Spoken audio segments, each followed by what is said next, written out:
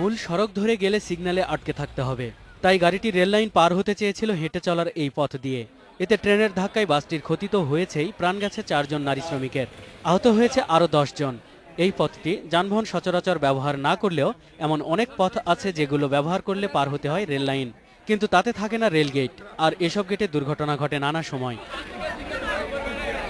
2008 সালে টাঙ্গাইলের কালিহাতী উপজেলার রাজাবাড়ী ক্রসিংয়ে এমন এক দুর্ঘটনায় প্রাণ হারায় 17 জন যাত্রী।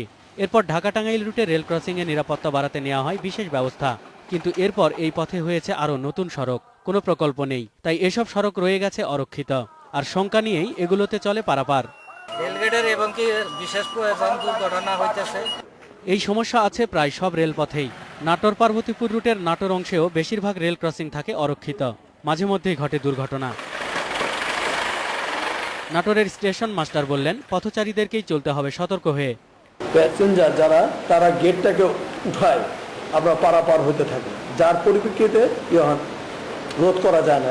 ঢাকা চট্টগ্রাম রুটের অবস্থাও আলাদা কিছু নয়। আখাউড়া থেকে কুমিল্লার লাকসাম পর্যন্ত 72 কিলোমিটার রেলপথে আছে 59টি লেভেল ক্রসিং। এসব গেটে থাকে না কোনো নিরাপত্তা কর্মী, কেবল সতর্কতার নোটিশ ঝুলিয়েছে রেল বিভাগ। তবে সমস্যা সমাধানে উদ্যোগ আছে বলে জানিয়েছে রেলওয়ে। হবিগঞ্জে ছোট বড় 12টি রেল ক্রসিং থাকলেও কোনোটিতে নেই নিরাপত্তা কর্মী। স্থায়ী পদ সৃষ্টি না হওয়ায় গেটম্যান নিয়োগ দেওয়া যাচ্ছে না বলে জানান স্টেশন মাস্টার। এখানে আমাদের যে কোনো মুহূর্তে দুর্ঘটনা ঘটার সম্ভাবনা আছে, স্থায়ী গেটম্যান এখানে দরকার, না হয় ফ্লাইওভার হলে সবচেয়ে বেশি। নজরুল ইসলাম তমাল, ইন্ডিপেন্ডেন্ট নিউজ।